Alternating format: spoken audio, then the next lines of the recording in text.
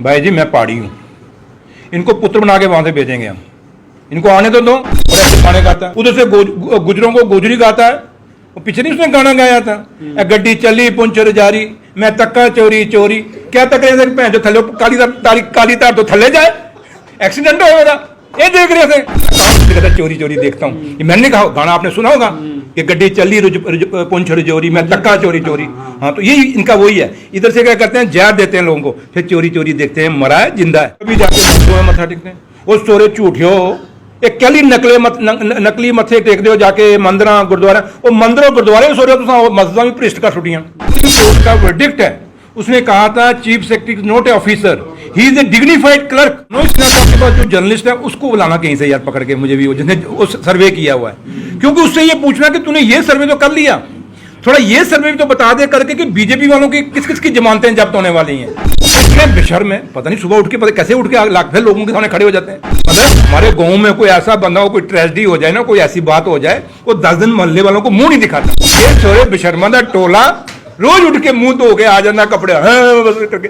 इसलिए एक comedy circus है इनका, इससे ज्यादा कुछ नहीं। तो हम जम्मू कश्मीर की बीजेपी को सुनते नहीं, हम हमेशा कहते थे ये पप्पुओं का एक टोला है, इनकी कोई सुनवाई नहीं है दिल्ली के अंदर। दिल्ली जो फैसले कर रही है अपनी मर्जी से कर रही है। ये लोग क्या लोगों को डराते हैं कि हमारे मिनिस्टर आएंगे, हमारे वहां से लीडर आएंगे तो क्या हो जाएगा, खा जाएंगे हमें जम्मू कश्मीर के लोगों को। भाई जी हमको धमकी मत दो, तो हम भी कहते हैं भाई जी आप भी हमें डराने की कोशिश मत करो। क्या गिनाएंगे कि ये गिनाएंगे बीजेपी के लोगों के दौर में जम्मू कश्मीर के नौजवानों को हमने नशेड़ी बना दिया, घर घर में शराब की दुकानें खोल दी, ये आके बताएंगे। गिनाते हैं पता नहीं केड़ी आयुष्मान सिलेंडर बलेंडर, पता नहीं इतनी स्कीमें, आम आदमी जरा गरीब भूल जाता। ये आदमी इतनी स्कीमें याद करता, इतना पढ़ने वाला होता तो आज IPS IAS अफसर ना होते। तो बेईमाना का टोला जुमलेबाज हो, असि दावे ना आखते हैं। बेसिकली क्या कि रविंदर रैना साहब को पता ही नहीं कि परिवार कैसे चलते हैं। बच्चा माँ बाप के सामने शराब शाम को पी के आके टल्ली होके आएगा या नशा खा के आएगा, और अब ओवरडोज लेने के बाद उनका बच्चा मर जाएगा नशे के बाद, फिर वो माँ बाप ही समझ सकते हैं कि उसके बच्चे का उनको दुख कितना। क्या समझेगा? अब मैं कहना चाहता क्योंकि मैं कहूँ तो बड़ी दूसरा तरीका हो जाएगा, लेकिन आप समझ गए मैं क्या कह रहा हूँ, और वो भी समझ गया क्या कहना चाह रहा हूँ। बीजेपी ने क्लर्कों को भी ऑफिसर बना दिया। मनोज सिन्हा में क्या जी सदके जाऊं, इनके बीजेपी के लोग जो इनके होते हैं, इनको कोचिंग झूठ मारने की कहां से मिलती है। वो स्कूल कभी हमें मिल जाए भाई, अगर हम भी जाके वहां कोचिंग ले लें। बुजुर्ग हो गए, थोड़ी उनकी जीभ स्लिप कर गई है। वो ये कह रहे थे कि 20% लोग जो हैं वो इलेक्शन नहीं चाहते, 80% लोग जम्मू कश्मीर में इलेक्शन चाहते हैं, और उसका आपने नतीजा करगिल में देख लिया है। तो अपील करना चाहता हूं कि जम्मू के मेरे भाइयों बहनों, मेरे बुजुर्गों, आओ वक्त आ गया। आपने जो ये 25 पप्पू जिता के भेजे थे ना, कॉमेडी सर्कस के जो खिलाड़ी भेजे थे, बताओ इन 9 सालों में इन्होंने आपका क्या किया। जम्मू की बर्बादी की इन्होंने, जम्मू के नौजवान को बेरोजगार कर दिया इन्होंने, जम्मू की इंडस्ट्री खत्म कर दी जनाब, इन्होंने जम्मू के बिजनेसमैन को खत्म कर दिया। जो है असेंबली इंतखाबात वो डिक्लेयर हो चुके हैं, जम्मू कश्मीर के लोगों को एक बार फिर से मायूसी हाथ लगी है। मेरे साथ सुरेंद्र चौधरी जी हैं, नेशनल कॉन्फ्रेंस के सीनियर लीडर, इनसे बातचीत करने की कोशिश करते हैं। सर, जम्मू कश्मीर के लोगों को एक बार फिर से मायूसी हाथ लगी, जम्मू कश्मीर में बार बार जो है इलेक्शन को डिले किया जा रहा है, क्या कुछ वजह है और क्या कुछ कहना चाहेंगे? नहीं, पहले तो आज के दिन हम मायूस नहीं है। हमने जब नेशनल कॉन्फ्रेंस ने बहुत बड़ी जीत करगिल के अंदर दायर की है, और हम करगिल के लोगों को सैल्यूट करते हैं, उनको मुबारकबाद देते हैं, और करगिल के जो हमारे वर्कर्स हैं उनको भी मुबारकबाद देते हैं। हमारे कायद डॉक्टर फारूक अब्दुल्ला साहब उनको भी मुबारकबाद देते हैं, और उमर साहब को भी मुबारकबाद देते हैं, जिन्होंने आज, जिनके कारण, जिनके बदौलत आज ये करगिल के अंदर जीत हुई। और भारतीय जनता पार्टी जो बड़े दावे जम्मू कश्मीर के अंदर करती थी, उनको आईना दिखा, उनको एक शीशे में अपनी शक्ल दिखी कि जो आप कहते थे हमने बड़ा यहाँ अमन ले आए हैं, हमने यहाँ बड़ा रोजगार दिया, हमने यहाँ बड़ा डेवलपमेंट की, तो सारा वो जो रिजल्ट है कॉर्क्स ऑफ दी, ये पूरा जो इनके 9 साल जो कहते हैं 9 साल बेमिसाल, वो 9 साल बेमिसाल का रिजल्ट आज करगिल में आया है। तभी बार बार जम्मू कश्मीर में असेंबली इंतखाबात, तभी मैं कह रहा हूँ, तो वो खुशियां आज हम मना रहे थे। लेकिन बड़े अफसोस की बात है कि हिंदुस्तान के इलेक्शन कमीशन ने आज एक फिर दोबारा एक ऐसा बयान दिया है जिसकी हमें उम्मीद नहीं थी, क्योंकि पीछे जब ऑल पार्टी का डेलीगेशन उनको मिला था इलेक्शन कमीशन ऑफ इंडिया को, उन्होंने ये कहा था कि भाई हम इलेक्शन करवाना चाहते हैं, सिर्फ सरकार से NOC चाहिए, हमें सिक्योरिटीज़ के उसका NOC चाहिए कि हालात क्या हैं वहाँ के। तो उसमें बीजेपी भी कहती थी कि चंद्र रोज, आज आपने देखा होगा वो जो बीजेपी का यहाँ अध्यक्ष है जो रोज नए नए स्टाइल निकालता है, नई नई कॉमेडी करता है, नए नए सर्कस करता है, वो परसों चौथ कहीं कह रहा था, कहता नहीं जी हम थोड़ा रोक रहे हैं, ये तो इलेक्शन कमीशन ऑफ इंडिया ने करना है। और मैं आपको कहता हूँ ये रविंद्र रैना साहब को पूछो जाके, वो भैया आप तो कहते थे कि इलेक्शन कमीशन जो है वो इलेक्शन नहीं करा रहा, हम तो करवाना चाहते हैं, तो फिर आपकी सरकार ने एनओसी क्यों नहीं दी?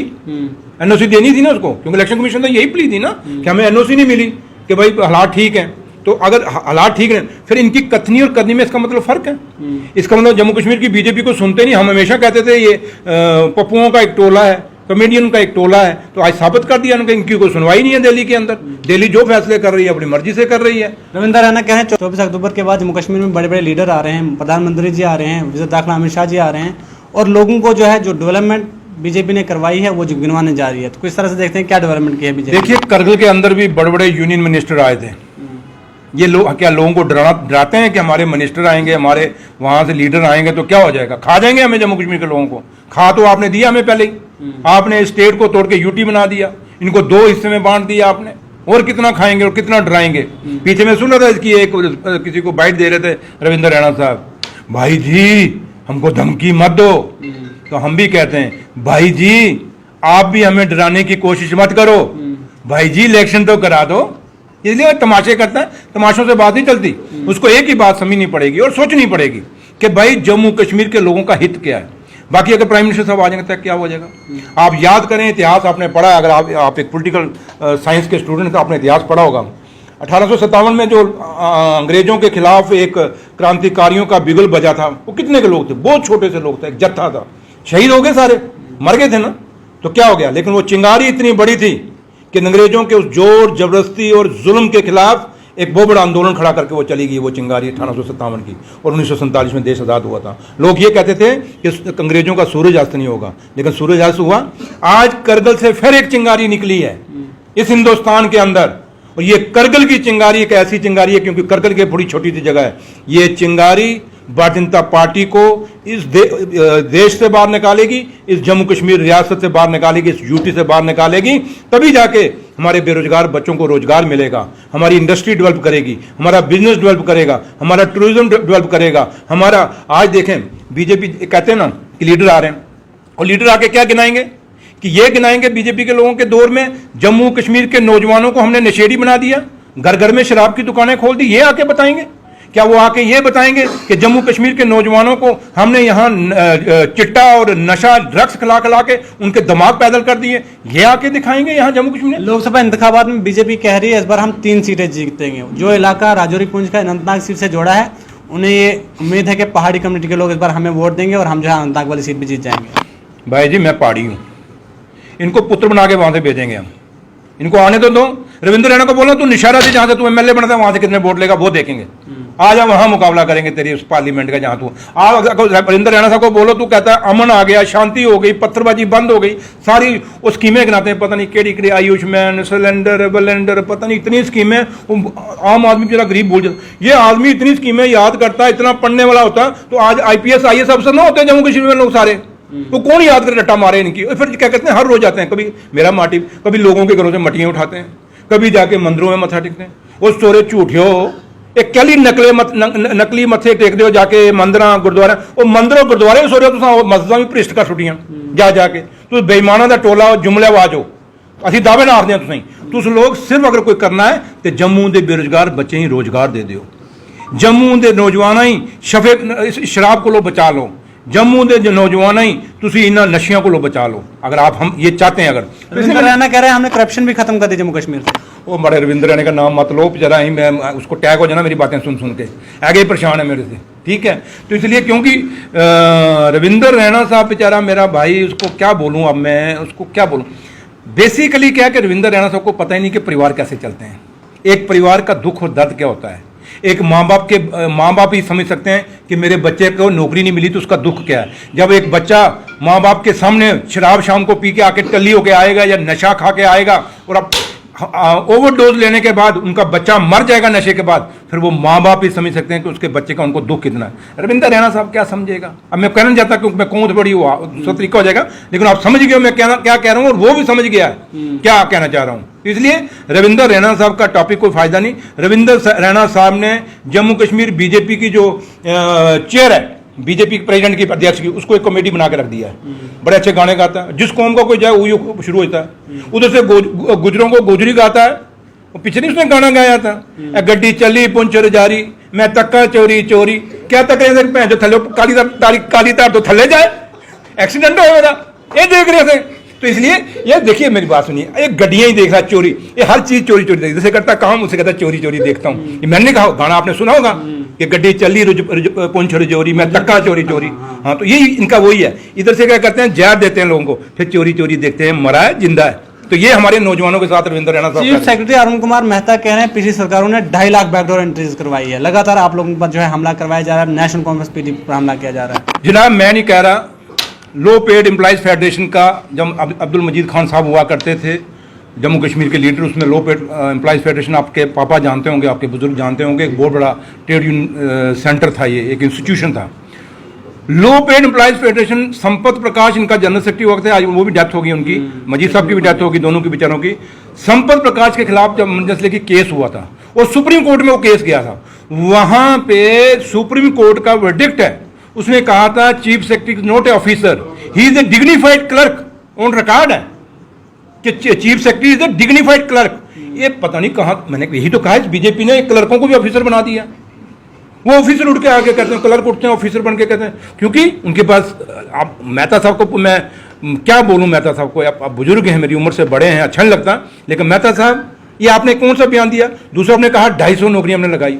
मेहता साहब आपका बहुत शुक्रिया, आपने सच बोला, और जो बयान आपका आया उसी को करगिल के लोगों ने सुना है, तो तभी हमें वोट डाल दिया, क्योंकि आपने ये कहा कि बैकडोर अपॉइंटमेंट, ये जो नौकरियां लगी ये पिछले लोगों ने लगाई। भैया इसका मतलब नेशनल कॉन्फ्रेंस ने लगाई। फिर हमें फक्र है कि हमने कम से कम 2.5 लाख लोगों के, उन गरीब बच्चों के, दूर दराज के पहाड़ों के बच्चों को रोजगार दिया। लेकिन तो आपने एलिजिबल नहीं थे उनको, नहीं, सुनो ना, एलिजिबल तो सुनो ना, तो इसलिए वो उस डेली वेजर को जब नौकरी मिली तो आज उसके माँ बाप कितने खुश, हमने एसपीओ कितने लगाए वो कितने खुश। अब इन नलायकों को पूछो कि आपने कौन सा डेली वेजर लगाया, आपने कौन सा एसपीओ लगाया, और जो भी नौकरी ये लगाते हैं, जो भी नौकरी के रिस्क निकालते हैं, दूसरे दिन वो स्कैंडल बन जाता है, एक स्कैम बन जाता है। आपके सामने ये सब इंस्पेक्टर की पोस्टें एग्जाम हुए पड़े हैं, सिविल सिविल इंजीनियर के एग्जाम हुए पड़े हैं, आज तक रिजल्ट क्यों नहीं निकाले, 2 साल हो गए। लेफ्टिनेंट गवर्नर मनोज सिन्हा कह रहे हैं आजादी के बाद जम्मू कश्मीर में सिर्फ मेरे टेन्योर में जम्मू कश्मीर के लोगों को सबसे ज्यादा नौकरियां मिली। आए मनोज सिन्हा में क्या जी सदके जाऊं इनके, मनोज सिन्हा को भी क्या मतलब है, तो बीजेपी है ना। अब पता नहीं इनका, जैसे ना ये आईपीएस आईएएस अफसर जो बनते हैं, इनका भी एक स्कूल है, ठीक है। मैं अनपढ़ आदमी, मुझे पता नहीं कहीं उधर दूर दराज इलाके में, कहीं पहाड़ों में, बनी उधर कहते हैं, उधर दिल्ली से परे परे हैं कहीं, ठीक है, नाम आपको पता होगा, मुझे अनपढ़ आदमी, मुझे नहीं पता है कहाँ है इनको कोचिंग मिलती है। लेकिन जैसे अब मुझे ये भी नहीं पता कि ये बीजेपी के लोग जो इनके होते हैं, इनको कोचिंग झूठ मारने की कहाँ से मिलती है। वो स्कूल कभी हमें मिल जाए भाई, अगर हम भी जाके वहां कोचिंग ले लें, हम इनके झूठा देखो नहीं, ये इन्होंने कहा 15 लाख आपके खातों में डालेंगे, काला धन वापस आएगा, बंडलों के बंडल आएंगे बंदरगाह पे, और बंडल उतरेंगे तो आपके खातों में सीधा 15 लाख चला जाएगा। आज 15 लाख मिला, इन्होंने कहा 2 करोड़ रुपया हर साल, 2 करोड़ रोजगार हम 2 साल देंगे। इन मनोज सिन्हा साहब को बोलो जनाब हमें 30,000 नहीं चाहिए, हमें 9 साल का हिसाब चाहिए। 9 साल में 2 करोड़ के हिसाब से जो साल का कोटा हमारा बनता है, वो कोटा जम्मू कश्मीर को चाहिए। क्या वो कोटा मिला है? इसलिए मनोज सिन्हा साहब भी एक जुमला खेल रहे हैं, जैसे बीजेपी के लोग कहते हैं हमने 15 लाख थोड़ा बोला था डालने के लिए, हमने तो जुमला बोला था। तो इनका कोई बात जो वादा है वो सच्चा नहीं होता, एक जुमला होता है। इसलिए आपके एक चैनल से मैं आखिरी सवाल आपसे जानना चाहूंगा, लेफ्टिनेंट गवर्नर मनोज सिन्हा ये भी कह रहे हैं कि जम्मू कश्मीर के 80% लोग नहीं चाहते कि यहाँ पर इलेक्शन हो, क्या उसी के बयान को सुनकर बीजेपी बार बार इलेक्शन तो नहीं लेकर आ रही? मैं तो, आप आखिरी सवाल पूछ रहे हैं, मैं तो आखिरी करने ही जा रहा था। तो लेकिन है कि मसला ये है कि जो अपना मनोज सिन्हा साहब ने कहा कि 80% लोग इलेक्शन कराना नहीं चाहते, उन्होंने बहुत अच्छा कहा। बेसिकली वो बुजुर्ग हो गए, थोड़ी उनकी जीभ स्लिप कर गई है। वो ये कह रहे थे कि 20% लोग जो हैं वो इलेक्शन नहीं चाहते, 80% लोग जम्मू कश्मीर में इलेक्शन चाहते हैं, और उसका आपने नतीजा करगिल में देख लिया है। तो इसलिए मनोज सिन्हा साहब के पास जो जर्नलिस्ट है उसको बुलाना कहीं से यार पकड़ के, मुझे भी जिसने उस सर्वे किया हुआ है, क्योंकि उससे ये पूछना कि तूने ये सर्वे तो कर लिया, थोड़ा ये सर्वे भी तो बता दे करके कि बीजेपी वालों की किस किस की जमानतें जब्त होने वाली हैं, ये कितने कितनों के जीतने वाले हैं। जैसे आप देखें करगिल में सारों की जमानतें जब्त हैं, और इतने बेशर्म है, पता नहीं सुबह उठ के पता कैसे उठ के लाख फिर लोगों के सामने खड़े हो जाते हैं। मतलब हमारे गांव में कोई ऐसा बंदा हो, कोई ट्रेजेडी हो जाए ना, कोई ऐसी बात हो जाए, वो 10 दिन मोहल्ले वालों को मुंह नहीं दिखाता। ये सोरे बेशर्मा दा टोला रोज उठ के मुंह धो के आ जाना कपड़े, हाँ, बस करके। इसलिए एक कमेडी सर्कस है इनका, इससे ज्यादा कुछ नहीं है। लेकिन मैं आपके, क्योंकि बड़ा इंपॉर्टेंट चैनल है ना, मैं काम की बात मेरी रह जाएगी आपके साथ, मैं आपके इस चैनल से खासकर जम्मू के लोगों से मैं अपील करना चाहता हूं कि जम्मू के मेरे भाइयों बहनों, मेरे बुजुर्गों, आओ, वक्त आ गया। आपने जो ये 25 पप्पू जिता के भेजे थे ना, कॉमेडी सर्कस के जो खिलाड़ी भेजे थे, बताओ इन 9 सालों में इन्होंने आपका क्या किया है? इन्होंने जम्मू की बर्बादी की, इन्होंने जम्मू के नौजवान को बेरोजगार कर दिया, इन्होंने जम्मू की इंडस्ट्री खत्म कर दी जनाब, इन्होंने जम्मू के बिजनेसमैन को खत्म कर दिया, इन्होंने यहाँ का टूरिज्म खत्म कर दिया, यहाँ का होटल इंडस्ट्री खत्म कर दी, इन्होंने यहाँ की ट्रांसपोर्ट इंडस्ट्री खत्म कर दी, इन्होंने यहाँ के हमारे जो अपना रिसोर्सेज थे वो खत्म कर दिए। देखो ये क्या कहते हैं भारतीय जनता पार्टी के लोग कि हमने दरबार बंद कराया। वो मेरे भाई, ये बंद क्या, दरबार बंद कराया कि जम्मू की बर्बादी निकाली आपने? आज जम्मू का दरबार, जम्मू आने से रुकने के बाद जम्मू की इकॉनमी को कितना नुकसान हुआ है, आज जम्मू के हर आदमी को नुकसान हुआ है। तो इसलिए ये दरबार मूव होने से आप कहें कि जम्मू के लोगों को कोई फायदा हो, नहीं, ये सिर्फ और सिर्फ बीजेपी को एक एजेंडा चलाने का फायदा हुआ, उससे ज्यादा फायदा नहीं हुआ। इसलिए मैं जम्मू के लोगों से अपील करता हूं, वक्त आ गया है, करगिल के लोगों से हमें सीखना चाहिए। आओ, जात बरादरियों मजहब से ऊपर उठ के एकजुट हो जाओ, एक मुठ हो जाओ, और ये जो बीजेपी के लोग हैं इनकी जमानतें जम्मू शहर के अंदर जब्त कराओ, चाहे वो कॉर्पोरेशन का इलेक्शन हो, चाहे वो पंचायती हो, चाहे वो असेंबली हो, चाहे वो यहाँ पे इनके पार्लियामेंट इलेक्शन हो, सारे के सारी जमानतें जब्त कराओगे, और जब तक इनको लखनपुर पार नहीं भेजोगे आपके बच्चों को रोजगार नहीं मिलेगी, आपको तामीर और तरक्की नहीं मिलेगी। इसलिए आपका अगर कोई सही मायने में सही हमदर्द है तो वो सिर्फ और सिर्फ डॉक्टर फारूक अब्दुल्ला और उमर अब्दुल्ला साहब हैं। नेशनल कॉन्फ्रेंस है, जम्मू के लोगों, नेशनल कॉन्फ्रेंस को सपोर्ट करो, इसी पार्टी को लाओ, ये आपकी बढ़ती हुई ट्रस्टेड पार्टी है। हम बरादरी भाईचारे वाले लोग हैं, जो जैसा मिल मटन करता हम वैसी भाजी चाटते हैं। तो नेशनल कॉन्फ्रेंस ने हमारे साथ बढ़िया भाजियां चाड़ी हैं। आओ एक बार हम नेशनल कॉन्फ्रेंस को यहाँ बहुत बहुत शुक्रिया। सुरेंद्र चौधरी जी मेरे साथ बातचीत करने के लिए मौजूद थे। मैसेज बिल्कुल क्लियर है। उमर साहब का मैसेज जब लद्दाख ऑटोनमस हिल डेवलपमेंट काउंसिल के इंतखाबात हो रहे थे, उनने कहा था कि अगर आपको बीजेपी के साथ लड़ना है तो इनको सिस्टम से बाहर करना पड़ेगा, तभी आपको अपने हकूक मिलेंगे। सुरेंद्र चौधरी जी का सेम मैसेज है कि जम्मू के लोगों, अगर आपको भी अपने हकूक चाहिए तो बीजेपी को जो है सिस्टम से बाहर करो, सत्ता से बाहर करो, तभी आप लोगों को जो है अपने हकूक मिल सकते हैं। बहरहाल आप लोगों की क्या कुछ राय है, आप लोग अपनी राय कमेंट बॉक्स में जरूर दीजिए।